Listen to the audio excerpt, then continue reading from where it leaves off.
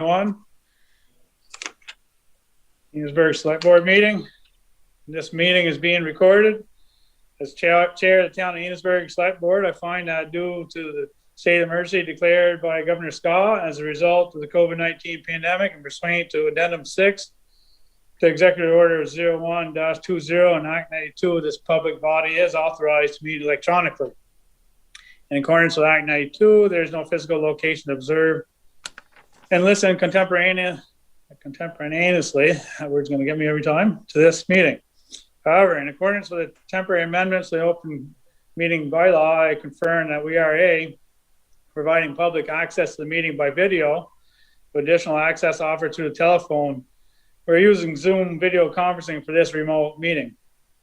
All members of the select board have the ability to communicate contemporaneously during this meeting through this platform. And the public has access to contemporaneously listen and, if desired, participate in the meeting by clicking the raise your hand option via video or *9 via phone. Once acknowledged, please clearly state your name, then proceed with your question or comment. And B, providing public notice of instructions for accessing this meeting. We previously gave notice to the public of necessary information for accessing this meeting, including how to access the meeting using video or telephone in our posted meeting agenda. Instructions have also been provided on the town website, enosburghvermont.org. And C, if you're experiencing technical difficulty and are not able to access this meeting with either video or telephone, please call 802-933-4421. Please know that all votes during this meeting that are not unanimous will be done by roll call in accordance with the law. At this time, we will now do a roll call attendance. Larry Jarvis, Chair of Select Board. Holly Rico, Board Member. Rob Floyd, Board Member. Theo Eternal, Board Member. Phil, I don't know if you got a volume down. I don't know, was his volume a little low? Is that better? A little bit. Just speak up loud when you just use your inner voice. How's this? Is this better? I can hear it. Are you guys okay with it? I'm okay. I can hear it. It is slight, but it's okay. Okay. At this point, we need to ask if there's any additions that need to be made to the agenda before we do start the agenda. I see the review of minutes are not on the agenda that I have. No, I forgot to put that on, and I need to add Joey Clark at 6:15. I mean, sorry, 6:45. Sorry, 6:45. Joey Clark.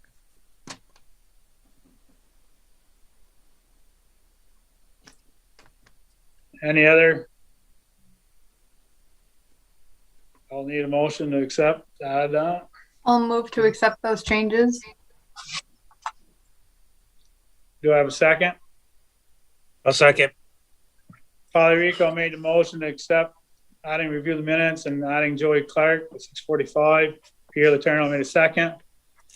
Any more discussion? If having none, all those in favor signify by saying aye. Aye. Aye. All those opposed say nay. It's unanimous ayes, so those will be added. All right, so we'll jump to the first item on our agenda. The minutes, we'll try to squeeze them in when we have time a little later. Right now, we have Jim Cameron and Tim Smith slated right now, and seeing they're both here with us, we'll turn the floor over to them.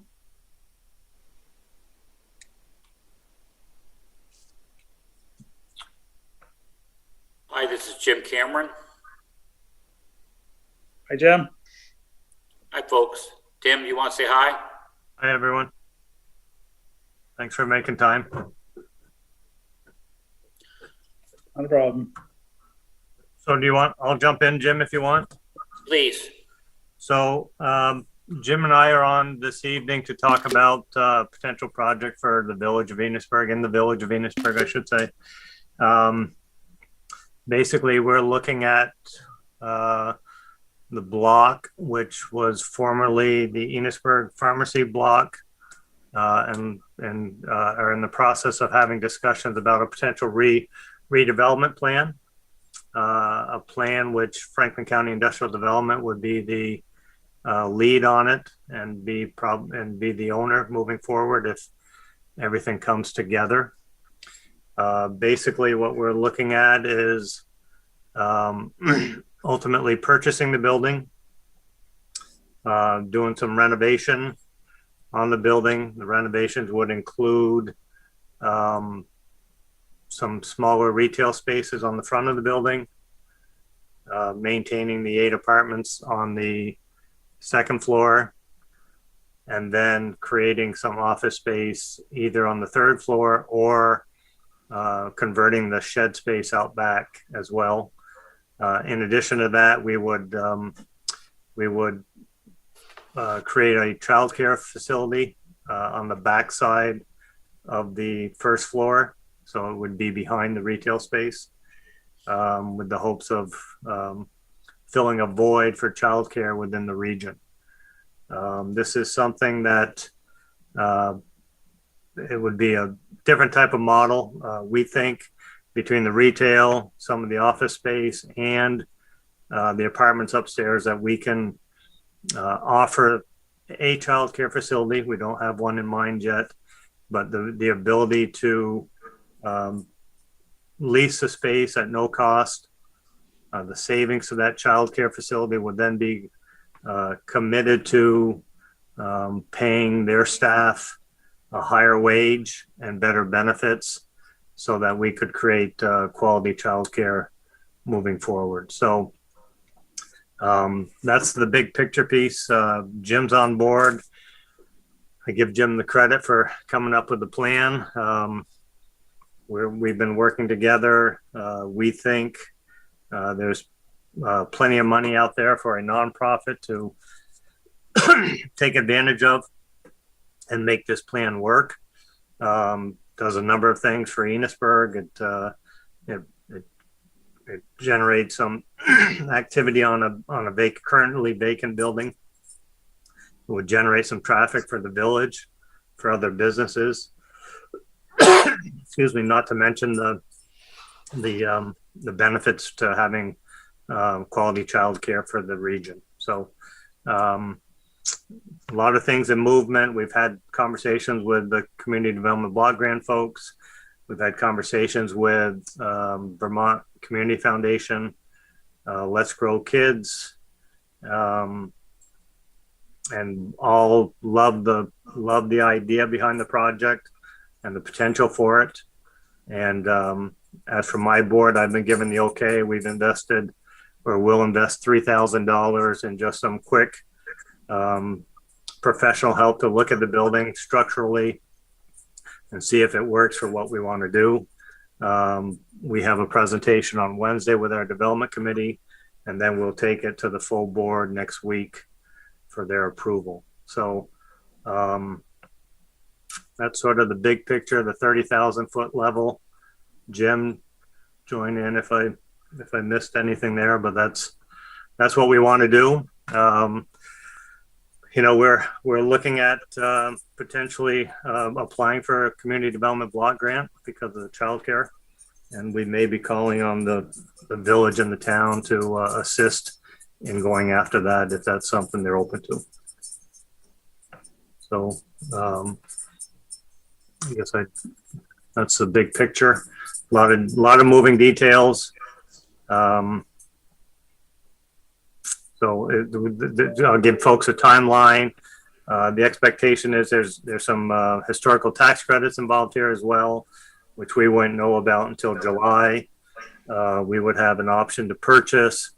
The timeline would be purchase in July, renovate, and be up and running probably July of 2022. The entire project would run about $1.8 $8 million as it stands today, but that, as I said, is a moving target. And we're just trying to finalize a lot of those numbers as we progress. So I don't know if anyone has any questions, or Jim, you want to jump in on that? Tim, you did great. The only thing I would add is just add to something you already said, and that is we'd be applying for federal and state tax credits, which means the building gets rehabbed. The storefront comes off, it goes back to brick. We put back in the windows, we fix it gets a brand new facelift on all the sides of the street, and likely we'll get an elevator and likely get fully sprinklered.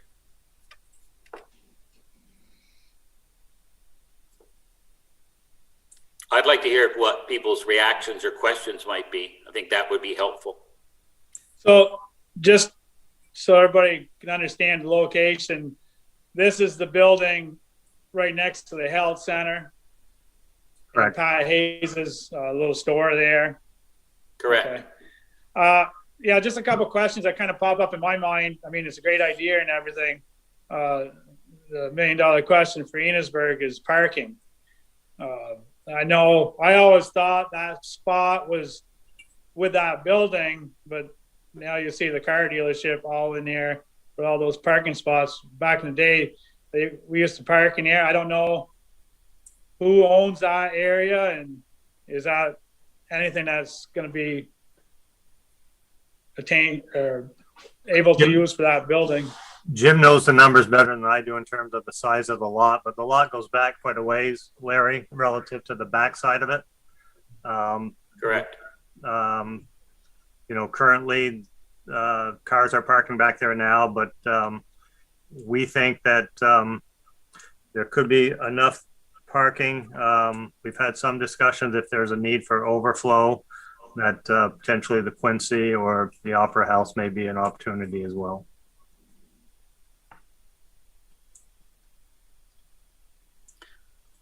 I love. think that, Sorry. Go, no, Jim. no, Polly, please go ahead. Questions are better. Thank you. I was going to say, I love the overall vision. I think that would be a complete asset to have in Enosburgh for sure. When you were talking about wanting the town and village assistance, you were talking about basically being like applicants on grants. Is that what you meant by assistance and potential matches? Is that what you were referring to? Yeah, correct, Polly. We'd be, as you know, the municipalities are the ones that are eligible for applying for community development block grants, and then you can sub-grant them. And so we would, and we're still working through this, but the conversation has been that a collaboration between village and town would probably be a stronger application than one or the other. But yes, we would be looking for that application to go in, and then the money be sub-granted to FCIDC.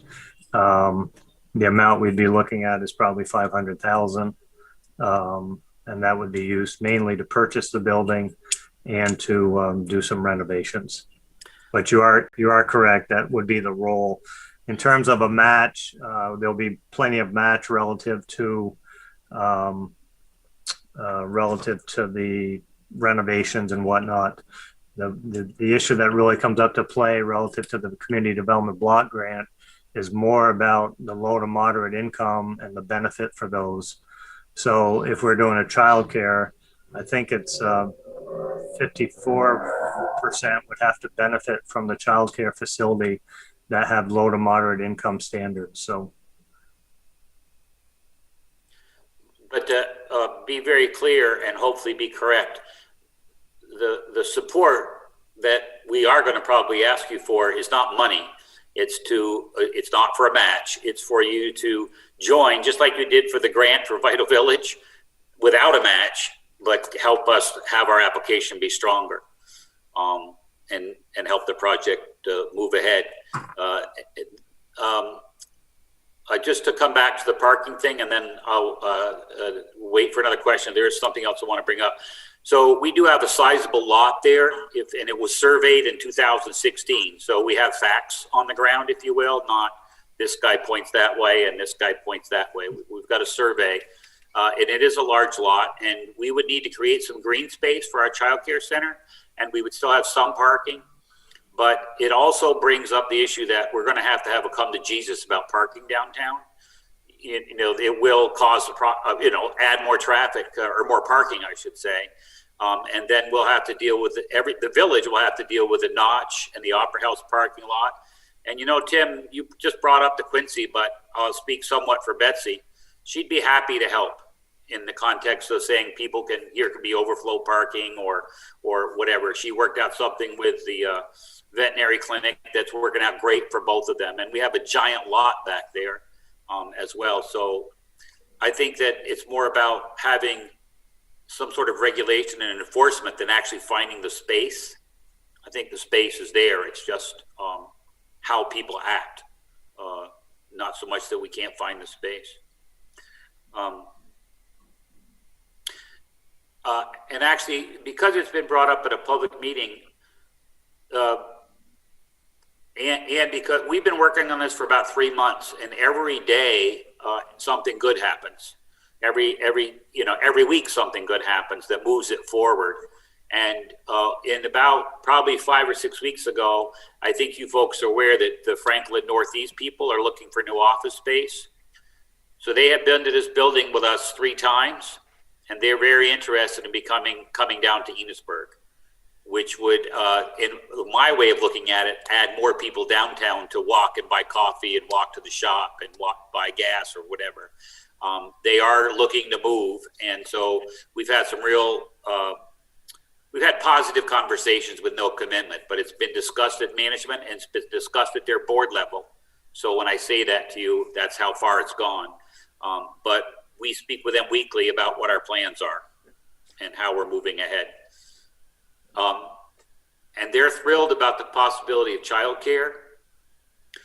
One of the things that came out of one of our first meetings with Morgan was that they lose staff because they don't have childcare, quality, affordable childcare. People come as a single, or not single, but without children, and have a child, then have to travel to find quality childcare and move to another district. So it's a very Enosburgh's the center of their supervisory union, I believe, more or less, and then providing the childcare opportunity for them and the extra space to expand programs.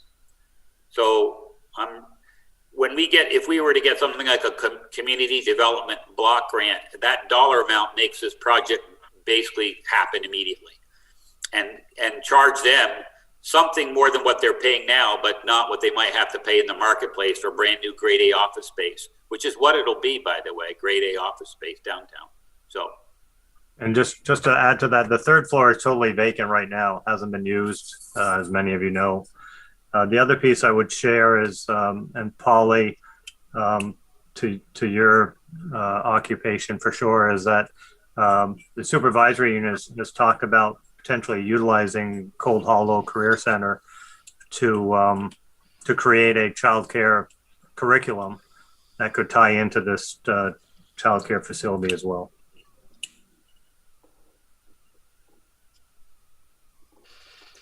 Tim, could I ask you a question on, I know you talked about a nonprofit organization and stuff. Is this going to have an impact on this building on the grand list? Yeah, so we Larry, good question. We are a 501c4, so all the buildings that we own, we pay taxes on.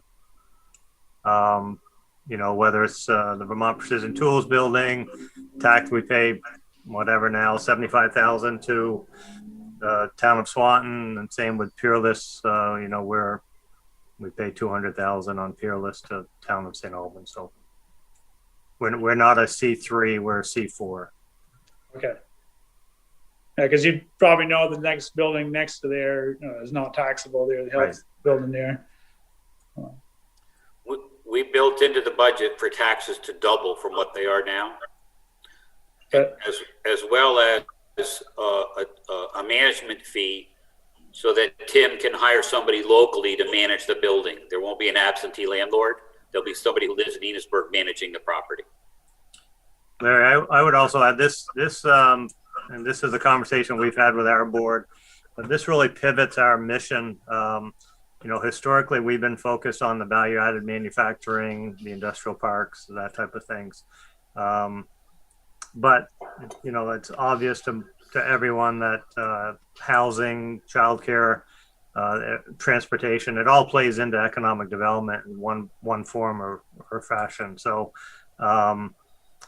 this is a little bit different spin for us, but early conversations, we have significant support among my board to be heading down this road. Everything sounds great so far. I know the supervisor union came when we got the army there and wanted some space, but we didn't realize how much space they needed. It's like, it'd be nice to be able to put them somewhere in Enosburgh for sure. Yeah, they've changed mainly because of all the other towns they've picked up over the last few years. So Enosburgh is central to the majority of them, I guess. So we've had great conversations with them. We do know that Jim, you don't know. I've had this conversation today, but they do have to put an RFP out, and we'll be submitting that for this project. So we'll see how that goes. Mm-hmm. Yep. That sounds really good. You guys got any more questions for them? Basically, right now you're just asking for our support at the time when it comes time. And yeah, as we progress, if we're going to do a CDBG application, I think we're looking at a September timeframe. And the reason we're looking why it's so far down the road is because in our conversations with Patrick Shedd at BC Community Development office in Montpelier, is that because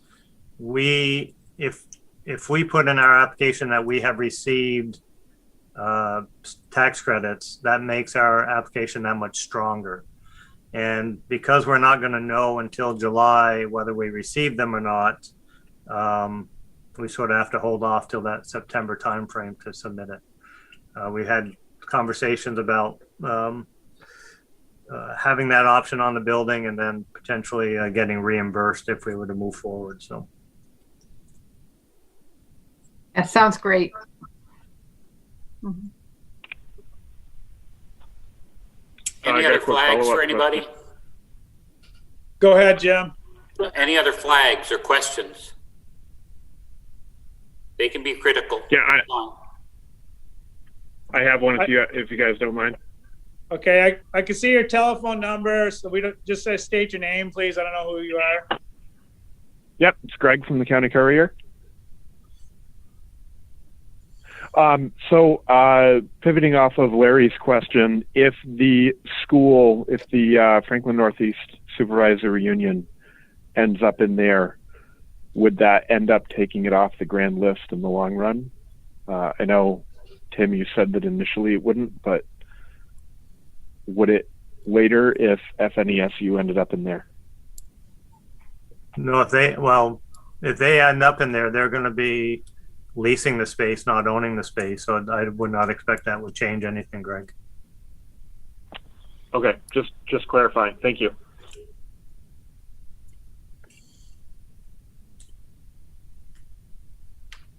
Anybody else out there got a question?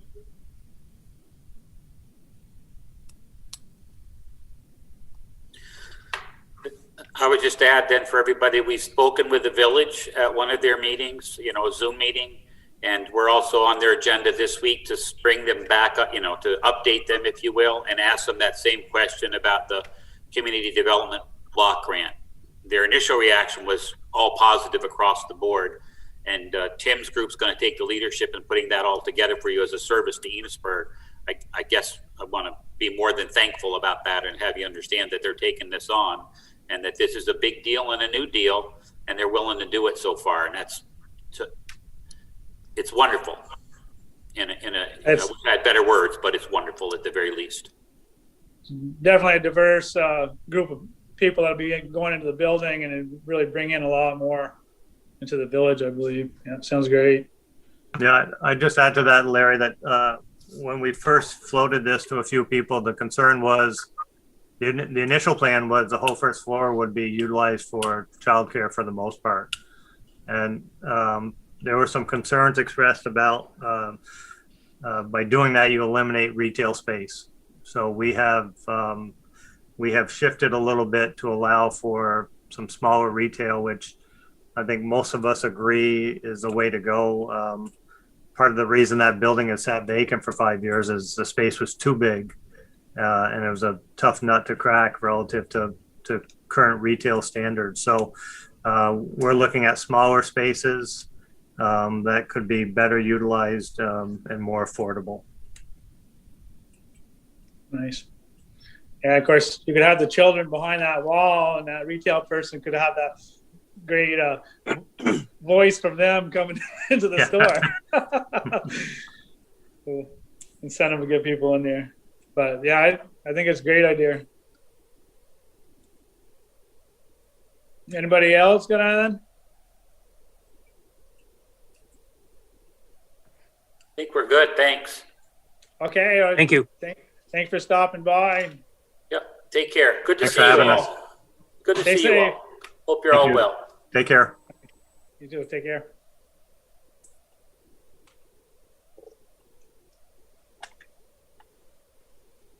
All right.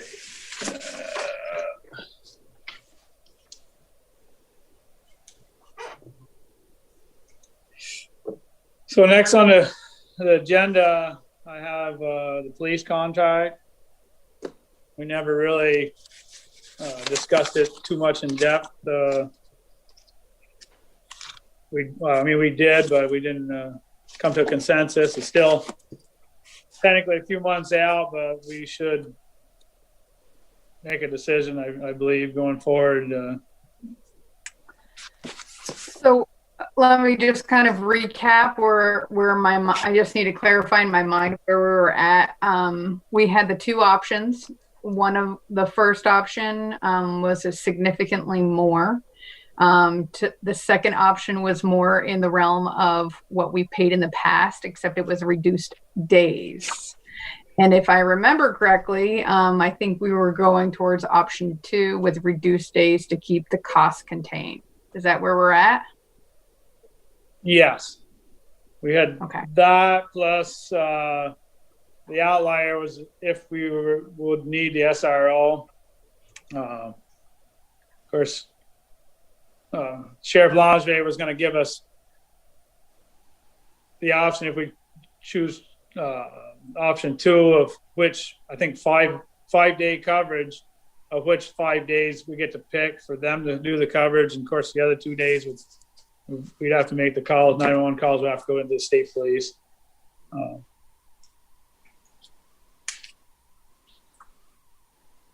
So my concern, I think I'd like to stay in line with where our budget has been, because it was just too much of a drastic increase to go 7 days. And I think we need to kind of try this out to see if the state police work, because even though it's a 3-year contract, Sheriff Lonsbury did say we could go back if we needed additional time to change that contract at such time. But I think we need to try, for budget purposes there, the option 2.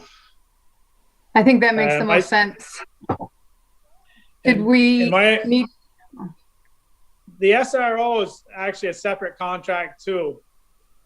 And my thinking there is, we don't really need that additional coverage, but there was a joint meeting with the trustees where they seem to have a lot of activity in the summer months with some racing in the cross streets and stuff. It's a possibility that those SRO hours could be offered to the village, whether they want it or not. And if they don't, then I think it could just be an overall decline. But I think it can be offered to the other branch if they want additional coverage for, it's just the 2 months, I believe, right?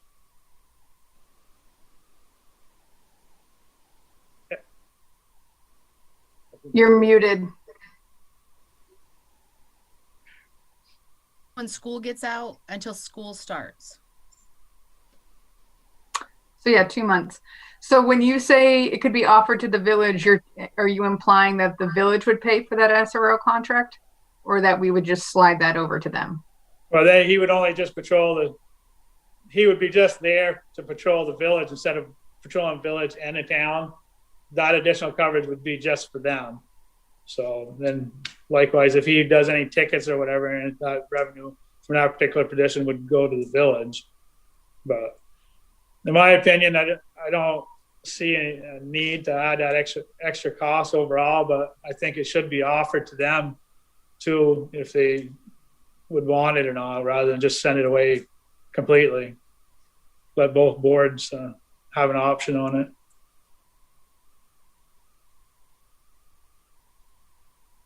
Do you want me to write a letter, or did you want somebody to go there and talk to them? Well, I think you should confirm with Sheriff Lodgeby that is a possibility. I'm pretty sure it is. I don't know if that discussion came out with him.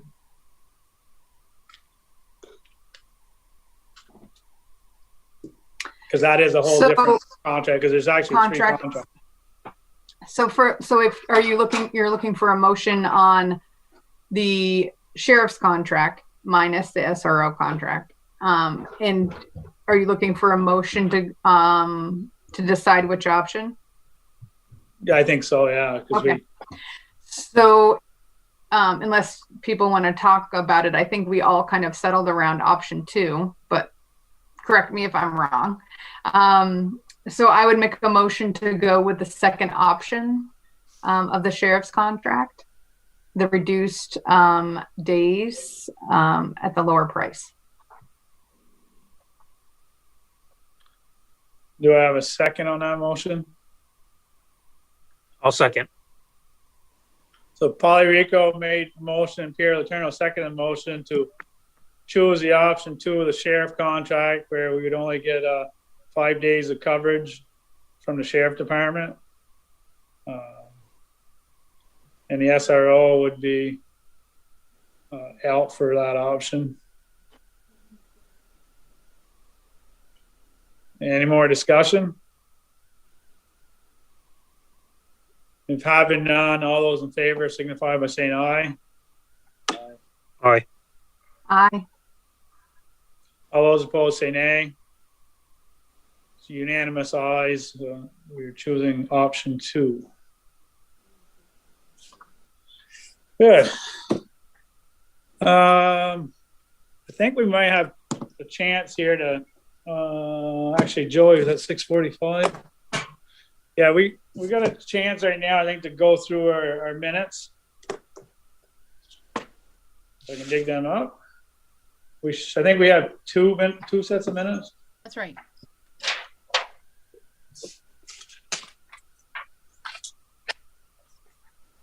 January 25th and February 1st.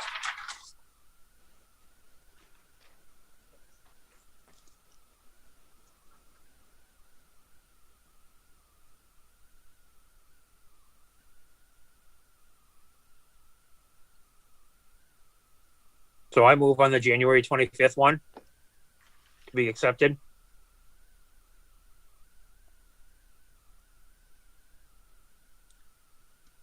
Pierre Letourneau made a motion to accept the January 25th minutes. Do I have a second? Second. Polly Rico made a motion second. Any more discussion? If having none, all those in favor signify by saying aye. Aye. Aye. All those opposed say nay. The January 25th minutes have been approved. Now we're looking at the February 1st minutes. I'll move to approve those. I will second. So Polly Rico made a motion to accept the February 1st minutes. Bill Rob Toy seconded that motion. Any more discussion? If having none, all those in favor signify by saying aye. Aye. Aye. All those opposed say nay. Unanimous ayes. The February 1st minutes have been approved.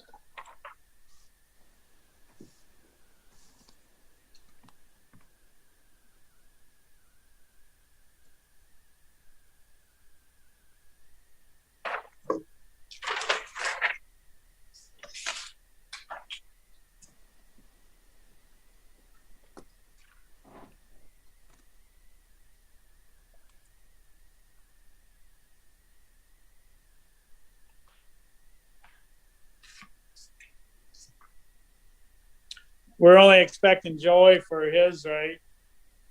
Yep. So is that you, Joey, with Penny's name on there? Yep, that's me.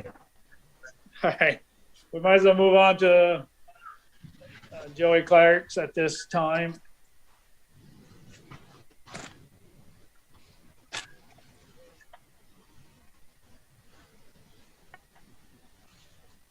I think there was some change or something. I put in the agenda. Yeah, on the email Oh, about go your ahead. small change in your budget. yeah, okay. Yeah, we moved some numbers around in the revenue portion of it, so it doesn't change the ending numbers. It might just change the tax rate to be just a slightly bit lower. Instead of added 2,000 into the amount to be raised by on the state treasurer's highway aid, changed it from 140 to 142, and then dropped the amount to be raised by taxes to 616, 316.40 from the 618, 316.40 that it was. So just a slight change in this where the revenue is going to come from. So the tax rate would just a tad bit less than it was and more comparable, pretty much the same thing as it was last year. If that's okay. Yeah, sounds great.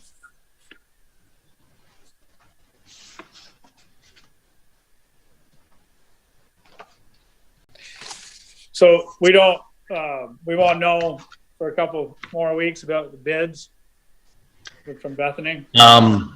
Salt. Well, that's the next thing. Friday is the bid opening on the sand shed.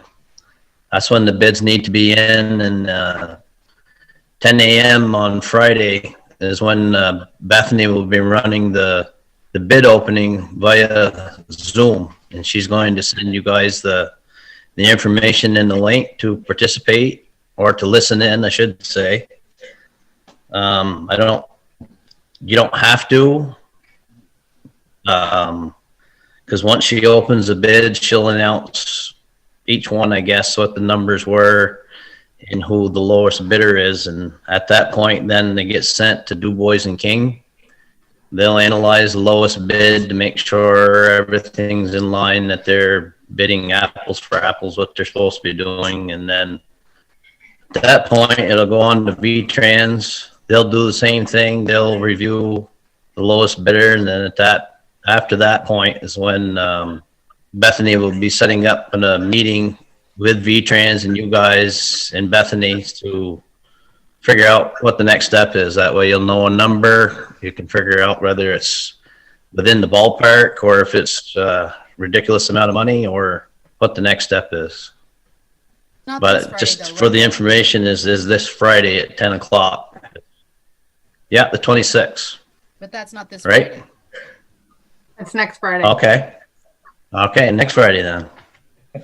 Yeah, I got my days mixed up. The 26th. The 26th, yeah. Boy, that groundhog really did some work at your house, huh? Yeah. Yeah. Yeah, and I tried to see about getting an update on Bridge 50 because the bid opening for that should be coming right up too. I don't know exactly when. But I emailed Rob Young today. Of course, it's a holiday, so I didn't hear anything back from him. And you're talking about the East Bakersfield Road Bridge 50, correct? That's right, yeah. Yep. That went out to bid January 27th. So the bid opening for that should be coming up here soon.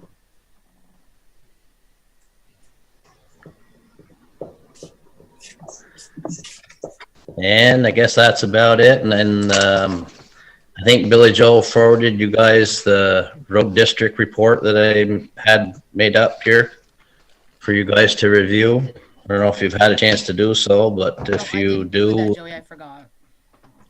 okay. It's Joey's Well, when you narrative do- that goes in the town report. I read it. It's always good. Okay.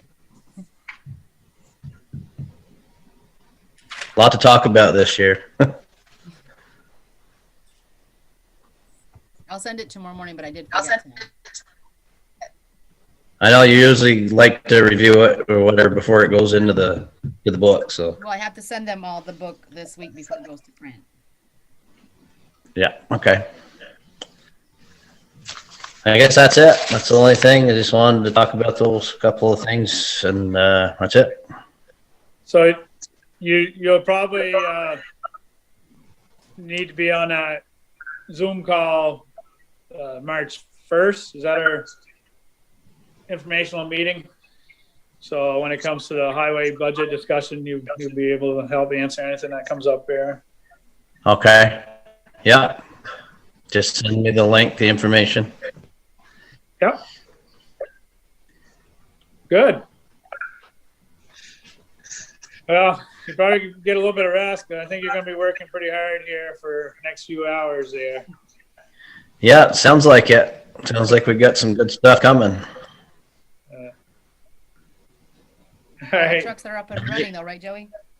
Oh, yes. Speaking of which, BJ said that Gary's truck had to go back in again, but it was under warranty for the Yeah. EGR bill. EGR bill. There you go. Seems to Yeah. be working okay now. Well, the first time it wasn't warranty, but yeah. I assume this time it's going to be warranty coverage because the first one failed that they just put in, but we'll see. Okay. You having a hard time to hear me, Larry? Or? Yeah. Starting to break For up. me, you're kind of going in and out. I'm having trouble hearing you. No. Because I'm way up here on the hill there. The Put some foil on your antenna. coverage isn't very good.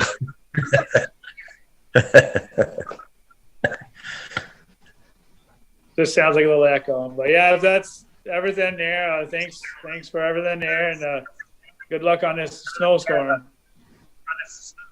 Yeah, well, thanks. We'll see you later. Bye, Joey. All right, have a good evening. Yep.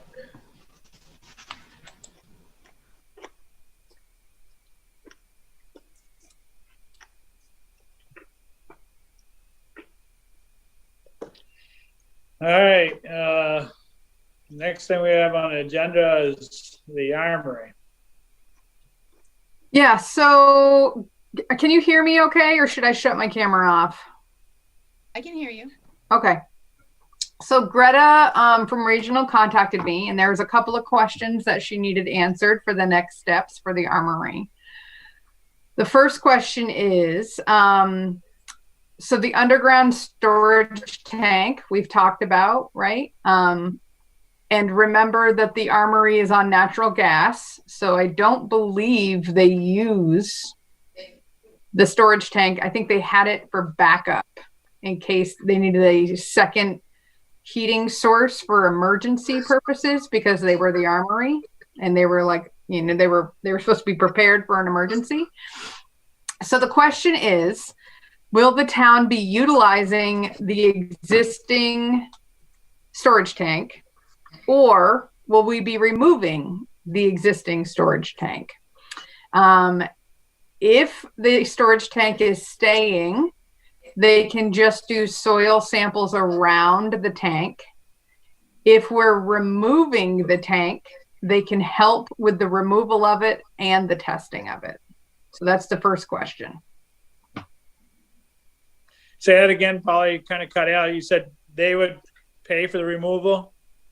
So they would oversee, it was talking about overseeing. So I don't know about the actual paying of it, but they would oversee the removal of it and the testing of it. So I can find out more about the funding, but we basically need to figure out whether we're just going to leave it and not use it, or are we going to actually remove it? Theoretically speaking, I'd almost say we're going to remove it. That was their recommendation, was that Yes. it would be removed. What are anybody else's thoughts? Well, that's the issue with it. Go ahead, Phil. I say it's probably a good idea to remove it so it doesn't start to leak. So Right. that's exactly what'll happen. If we don't deal with it today, maybe 5 years from now, it may be not a good situation, and we'll have a operating area there that you have to work around. Right. So it would make sense that while we have the help and the funding for that cleanup, that makes sense. Okay. So the second question is there a need? Do we feel there is a need to conduct a building materials sampling, which means that they go in and they test all the building materials for lead and asbestos and PCBs, or do we just want to follow the recommendations that were made? Didn't that National Guard guy say that they had that all tested? So they did. They said they had to do frequent lead sweeps. So they always had to monitor for lead. This would be in the actual building materials. But again, the recommendations that were given to us by the engineer pinpointed, like, for instance, those floor tiles. I mean, they pinpointed a lot of it already. It's just basically, do we want to do a complete building sampling, or do we want to cover the recommendations made by the environmental company?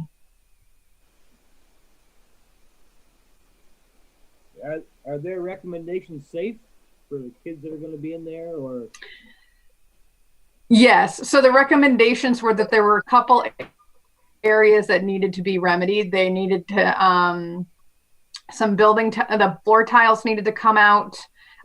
There were some heating joints in the boiler room that had asbestos. They said those should come out. So basically they identified the major problems and said, you should fix this. So she's just asking, is there a need? Do we feel that there is a need to go in and go deeper? I mean, I wouldn't think so. I don't know. I mean, tiles are tiles. I know, and most of it's brick and concrete. You know, I feel like the building materials, I think they've already identified. That's my sense. So how about if I talk to regional and see if they if they lean one way or another? And it might come down to, come down to the environmental company's recommendation. Yeah. We did purchase the insurance, the Brella insurance that does cover us for any liability if for some reason there is something. But I mean, that's not how we want to operate. We want to operate to make sure that it's a safe building. Right. So why don't I do some more digging on the second question about what the recommendation is? Yeah, we have a little more specific knowledge of exactly how much we're talking about too. Yeah, exactly. Like, for instance, I'm no engineer or builder. Is my idea that the majority of the building is brick and concrete correct? I mean, I don't know. You know, we should maybe find out if that's the case. Okay, that's all I had for that. Yeah, the other thing was there ceiling tiles? I can't remember. That material up there might be something that ends up getting messed around with. I remember there being some water damage on the ceiling tile. They would have to be replaced. Yeah, I can't remember if it was part of the recommendation for anything environmental. I'll have to double check on that. Yeah. Do you think that we should make a motion about? No, I'll just talk with, I don't think we need to make a motion about the removal of the tank. I think we probably, when we get the grant work, that's probably when we'll make the motion. Yeah. Yeah. And we'll know what we're dealing with exactly, the prices and stuff. Good.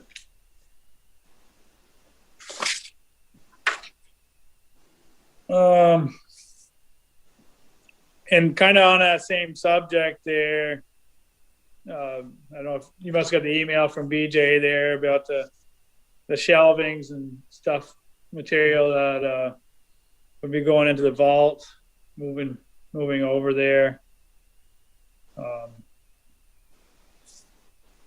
That's probably going to be our most costly area because you're protecting a lot of stuff there.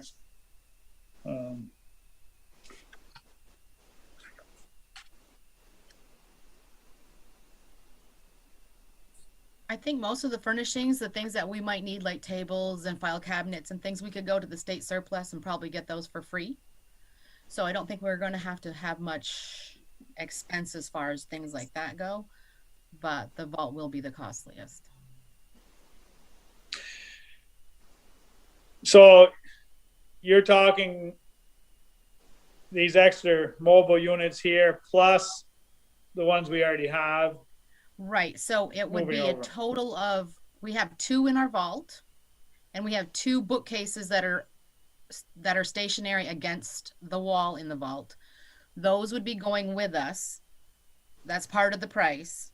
Them coming and taking them out and putting them in the new vault. Oh, that's part of this price. It here. is. Okay. It is. Okay. And then 2 new units. And we're hoping if it's approved, we won't have the heavy map books. I don't know if any of you have ever been in the office to lift one of those map books, but they're extreme. And we're hoping to have drawers to pull the maps out in one of those mobile, units like we currently have. So it would free up some space so we wouldn't have to have separate containers in the vault. And it would be easier on the backs too of everybody who picks them up.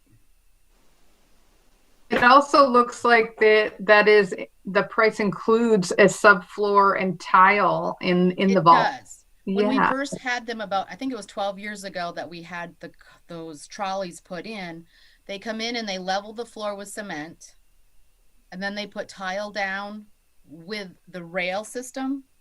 Then they bring in the trolleys that they put on them. They only deal with the shelvings, though. They don't do a door. Right. They don't do a door. And I know we talked about making another entrance there. And that's probably going to be significant cost there. That's We can true. use the other entrance, but if it's right up front here, it'd be nice to at least see what the cost would be. I will yeah. try to contact a town maybe like Sheldon or Berkshire that has recent new vaults and get door company names. Yeah, because we don't know what's in between those walls, and No. it might be kind of hard removing all that stuff. But it would be nice to be able to have access to the front and back For sure. for sure.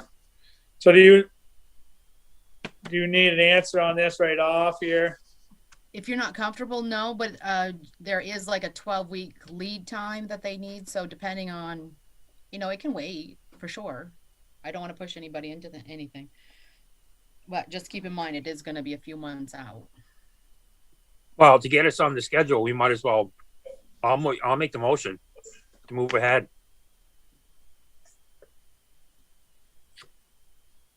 I'll second. You're making a motion on this offer from DuPont Storage Systems Correct. of a total of $21,825. Includes moving units, and adding units. That's the motion you're making, Pierre? Yes, sir. So Pierre Letourneau made the motion to accept the DuPont Storage Systems quote for moving mobile shelvings and adding extra shelvings, doing tiles. Total project cost of $21,825. Polly Rico second that motion. Any more discussion? If having none, all those in favor signify by saying aye. Aye. Aye. All those opposed say nay. Motion is passed unanimously.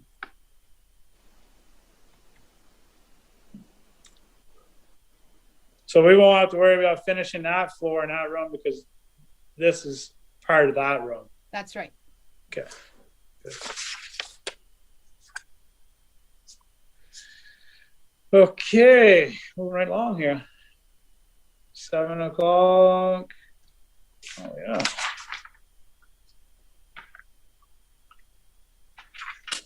Okay, so the Historical Society is on at 7:30. Basically, I'm not sure that the Historical Society, Polly asked me to put it on the agenda, so I don't think it's the society.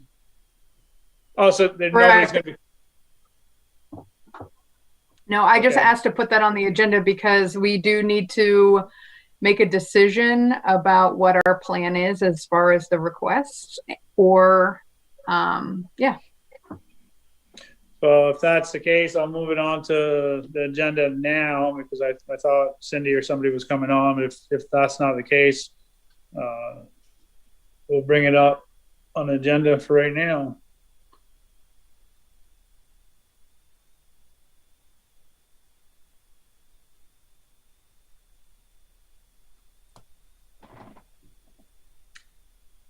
So the question was asked, are we moving on this right now?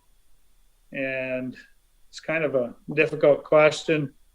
I've had phone calls from residents about it, and too, because it's not technically our property, it's pretty hard just to jump on a bandwagon and just say we're going to go and fund it and do it. Even though it's Historical Society and we're all part of the tax base, because you're going to be, one of the discussions I had with one of the people I talked to was you're going to be setting precedents, basically taking a village property, and who knows, a couple of years down the road, a different village property comes up that they're going to want taxpayers to pay now too. So there have to be some legal steps here, and that's going to take some time, in my opinion. And it may also be something that needs to be put in front of the voters, because it seems like plenty of the calls I got were from town people that were hearing, why do we have to pay on this? That was part of the discussion I was having. But I still feel going forward,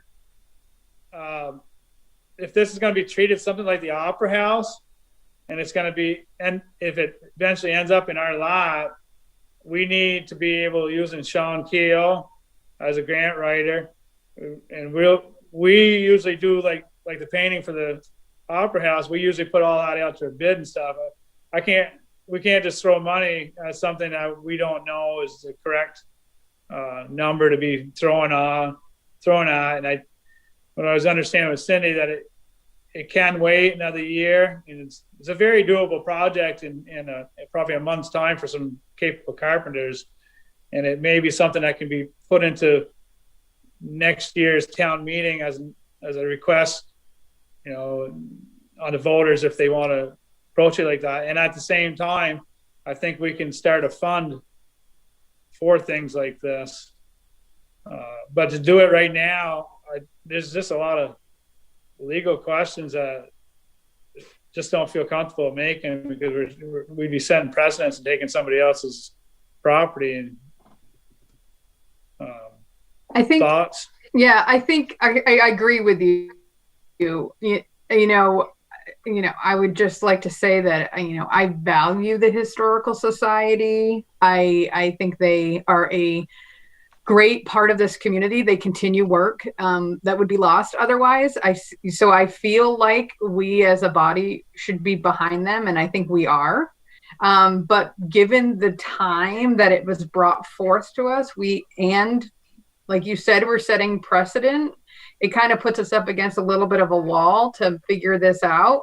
Whereas maybe it makes sense, like you said, to put it on the warning next year and then have the taxpayers decide, and really figure out, is this something that you value enough where everybody pays for it? And the answer, I hope, is yes. but I think that that's probably the way it should probably fly. That's just my thought. Anybody else? So are we gonna go through and table this? I think no, I think we're making a decision right now whether to either include it in this year's budget or to maybe see about next year's options. Right. So do you need a motion on that, or how, or what, or are we just gonna let it drop?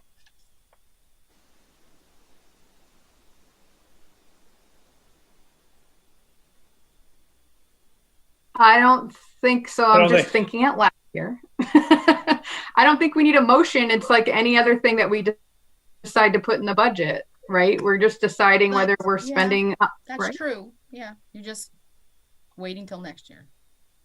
Okay, so Right? just, I mean, all right, I could be wrong. We maybe if we Nope, it makes we sense. could err. It makes sense. You You've know? kind of made a decision by waiting. Right, I to just say feel, like we're not going to pay for it. yeah, based on the situation that we're in, we're gonna wait and review this after town meeting, gather information, and have a new approach to the process. We need to gather information. I mean, that's really what it boils down to. They needed to gather information. They need to know what they need to do to make it historical. Right. Okay. the other thing too is ultimately when it does, if it does come back to us, it has to be treated the same way we do diligent process on all the other buildings. I know Cindy's doing, a really good job gathering stuff and stuff, but it'd be like us asking Friends of the Opera House, hey, go find some painters for this, it's our job. If it's going to be ours, we have to vet the process. Go ahead, Sean. Willie, know too that Cindy reached out for some more assistance over the last week, 10 days. And she did send a draft of kind of her first run at a longer term project plan, which that's one of the organizations that we've been asking for them to do. So she has pieced together some, so we can more strategically plan and understand when grants are coming and potential matches. And that's something that whether it's the town or anybody else, they're beginning to lay that foundation of having a longer term strategic plan for projects and understand, what grants they're looking to address and when to expect those, rather than, hey, there's a grant that's available, let's apply this week. And oh yeah, by the way, we need X amount of dollars to match. So there's that work continues. Was there a % match on that particular grant? The initial one they had applied for, or the most recent? The most recent. I want to say it was 1-to-1. I want to say it was up to 10 with a 10,000 match. She did ask for me to take a look at their draft, and I helped rewrite a portion of it for the letter of intent. So they haven't applied for that grant, so they need to be invited to that to apply. So at this point, all they have done, but I want to say it was a 1-to-1.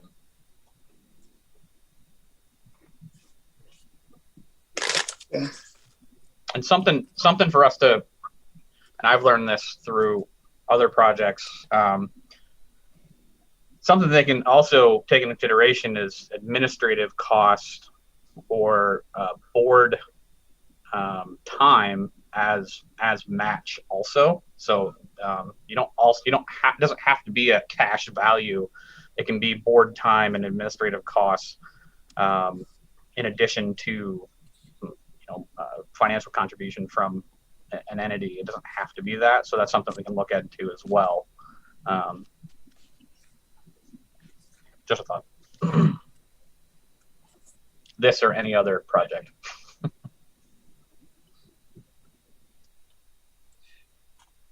They still asked on appropriations the same amount as last year, Yes. so like $1,000. Yes.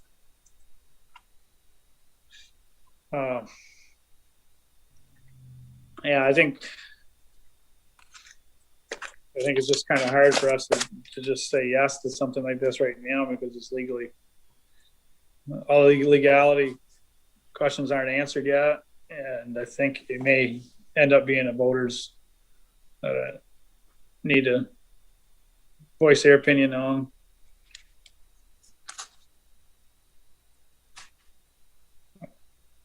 I know going forward, if it was something we had, you know, we know how to deal with this several months ago, but I think there's still time, and I think it would be a good thing to wait one more year just because the material costs should go down quite significantly after this year. Hopefully the pandemic doesn't last into 2022, but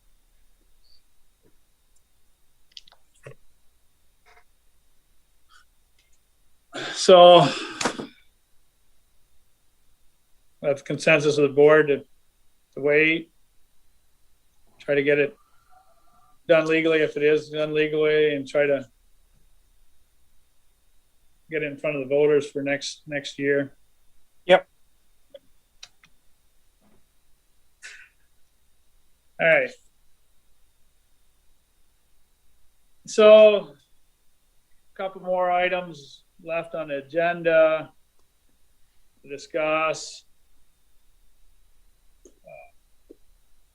We got the ambulance schedule for March and the town meeting informational meeting discussion. I didn't get the schedule. Wasn't really a schedule. It was an email, I think, Oh, from Andrew. Excuse me. I don't have it. Oh, I thought I sent it to I did a group. I think I have it. There's I want to say it's almost like a cross up on the top. Yeah. That's the one. Something like that. Yep.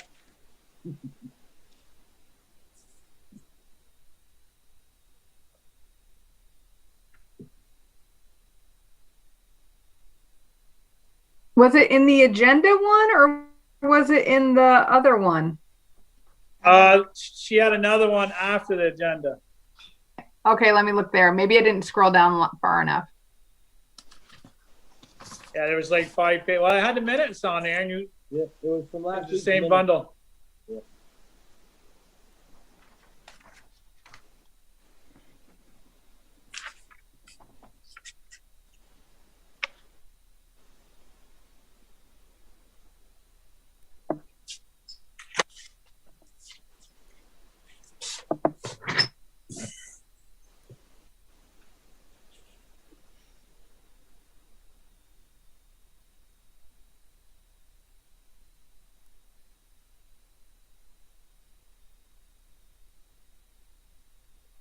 Okay, so Deb, you got it, Polly?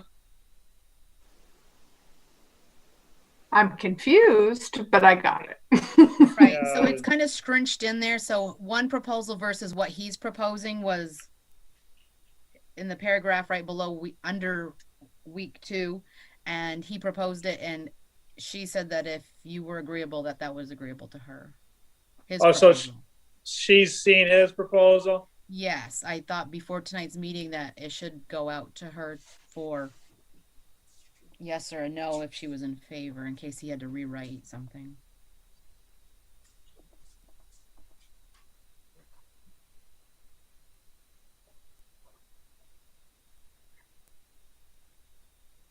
So I guess I'm a little confused here because it would say she's working through Wednesday through Saturday, then the same week 2. Well, week 2 is Sunday. Right. So Sunday. she'd end up with Oh, so she would basically work Wednesday through Sunday?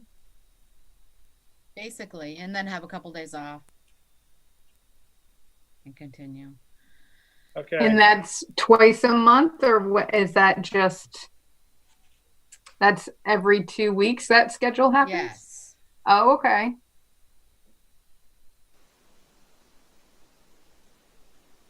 I think I'm probably not seeing the whole picture, but I feel like that would at least give another person a stretch of time off, like a couple days in a row, at least. Yeah. His first day was today. It seemed to go well. He came to the office a couple times. He's cleaning. Asks a lot of questions. Doesn't assume. Seems very eager. It was a good day, I think. Good. He sent out a general email to everybody. His expectations.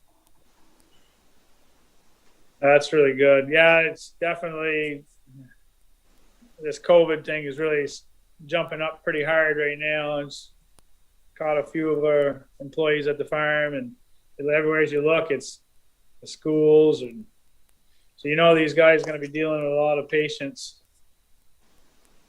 Patients, not patients. So maybe has he sent out anything just kind of reaffirming the safety precautions? I asked him about that. I've asked him about that, doing that today, because, driving down the road, vehicles, etc. So I just asked him to reiterate all of the safety precautions, and that is something he said he would do. Perfect.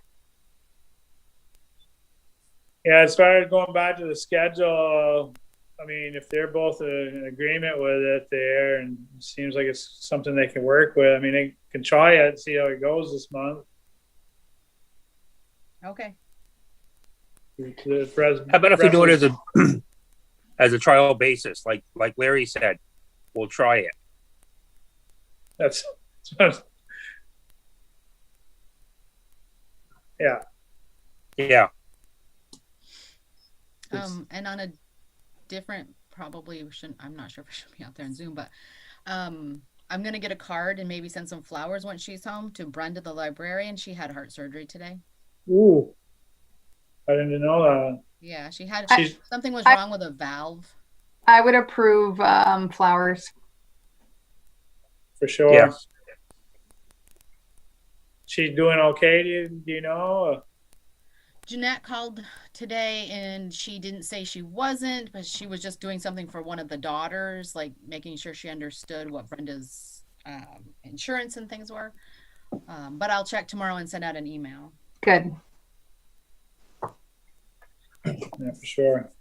Thanks for staying on top of that, BJ. All right, so is that it for the ambulance? Yeah. Okay. So the last item on the agenda is discussion for getting ready for the informational meeting. It's I don't know how that's going to work, but I think Joey will be able to handle his side all right, and I think shouldn't be too much of an issue. Well, no, you guys did a very good job of level funding just about everything. So, hey, we basically though kind of gears around: are we doing it like this? I'm not comfortable. Can we do it, a few of us, or at least one or two of us at the fire station? That reminds me, actually, because my internet is so horrible, I was almost wondering if you were going to be at the office, I might come to the office. Well, I can be at the office or I can go at the fire station. I guess I'm just looking for guidance on that part. So right at this point, I don't know what's going on around the farm because, I'm kind of around some of these employees, and it may be a 2-week period that I just won't feel safe for going there myself. Yeah, no, I think we should all I think we all need to be on Zoom, but you and I could be in different rooms. Yeah, you could be in Angie's. Yeah. Right. I'm just going to need stable internet because you just never know. Yeah. Yeah, for sure. I mean, that's the struggle that we have. And that's probably some of the people that are going to want to talk will probably have the same issue trying to. And basically, we'll have to walk them through is if we can't hear them to shut their video off. And that usually gets a clear. So I am the backup person if Sean is not going to be at the meeting. Getting close, And Sean. so I am attending, I don't know, maybe Sean is too. I am attending a training from Vermont Leagues of Cities and Towns on Wednesday on how to handle how to handle informational meetings through Zoom for town meeting. Yeah, I'm doing that one And too. it's probably going to, yeah. Oh, you're going to? Oh, good. So the plan is, I believe, that everybody will be muted. And so, because the host can turn off, and then what you can do is you can ask to speak, and then the host will unmute you to speak. So that way you don't have people, who don't. Anyway, yes. So we'll be muting everybody. And then I did want to talk a little bit about something without sounding like I'm paranoid. So even though this is Australian ballot and most people will be asking for absentee, we will be at the fire station to do people who do, they come to vote in person. Am I being overly paranoid by thinking that I should have some plexiglass shields made to set on tables? Or should we have like a line and have people holler their name? Like, I want to be safe without looking ridiculous. I think plexiglass shield. I think we lost you. This is my hand signal to you, Polly. Shield.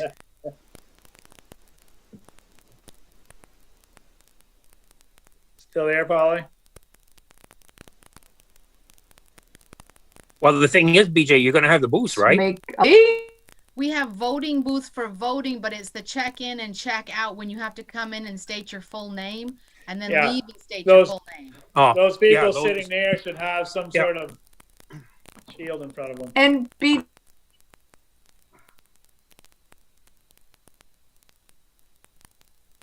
Must be the snowstorm started. BJ, I can you hear me? I can now. There we go.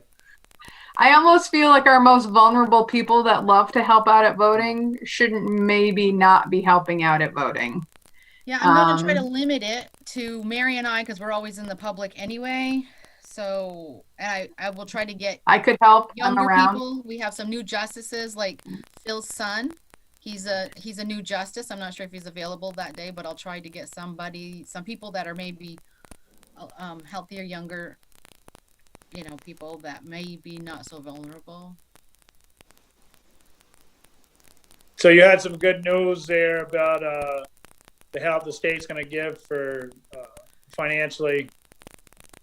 Right. Back in November, they only paid for half of the programming. Larry was in the office the other day when the programmer guy was there. And I said, well, I was disputing the bill because I thought the state paid for the full thing. And he said, no, you and a lot of other towns thought the same thing. I said, well, it doesn't make any sense. They encouraged the mail-in ballots, but then they didn't pay for the programming. So that's when I was worried they may not do it for town meeting. So I called Will Senning at the Secretary of State's office. And he said, because we're a floor vote town, this is different for us. They will pay for the programming. Good. And the ballot printing. So yeah, so definitely got to keep getting the word out that people that want absentee ballots need to be getting in touch with you. They're not getting mailed unless they request them. Yeah, we definitely want to encourage that so the people who are working at the polls aren't subjected to so many people.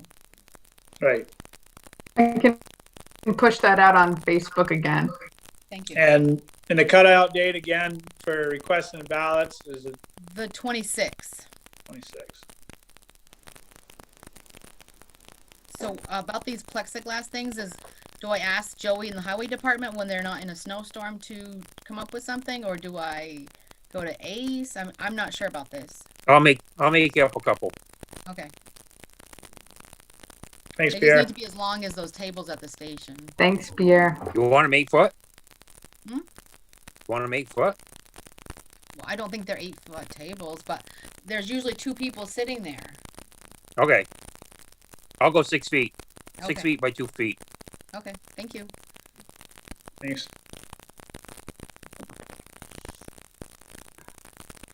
So you guys are gonna be a little knowledgeable on how to hold this informational meeting from discussion, you're gonna have this next week or, No, This this week. Wednesday. This This- Wednesday. okay. So are we gonna need Pat Hayes? Yes, he is the moderator. You What don't I was, need to use the moderator though if you choose not to. I think here's how I'm thinking about it. I'm thinking about if Sean or I see that somebody wants to be unmuted and has a question, we can say, Pat, there's somebody here who would like to speak, and just kind of like navigate who's talking to who. And so that way Pat's real clear on whether people are, although what does now that I say that, what does the moderator do during the informational meeting? Nothing really you can do because you can't act on anything. Yeah, exactly. Now that I say that out loud, I'm like, right, we're not voting on anything. I think the person Right. in the control, like you or Sean, would be basically the moderator of the evening, Okay. because you're controlling who's getting to speak. Okay. Then yes, that's how that will work.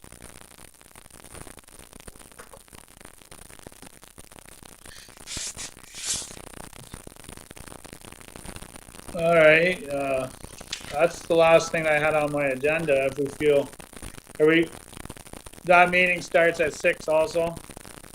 Informational meeting? 7. So we don't need to be on till 7? That's right. Okay. I can have supper. I don't have anything else on my agenda at this time. I'll move to adjourn. Polly Rico made a motion to adjourn. Do I have a second? I'll second it. Phil Rob, do I seconded it? Any more discussion? If having none, all those in favor signify by saying aye. Aye. All those opposed, say nay. The motion is passed. The meeting will be closed. And Sean, good health. Good luck. Hopefully she doesn't have it in a snowstorm.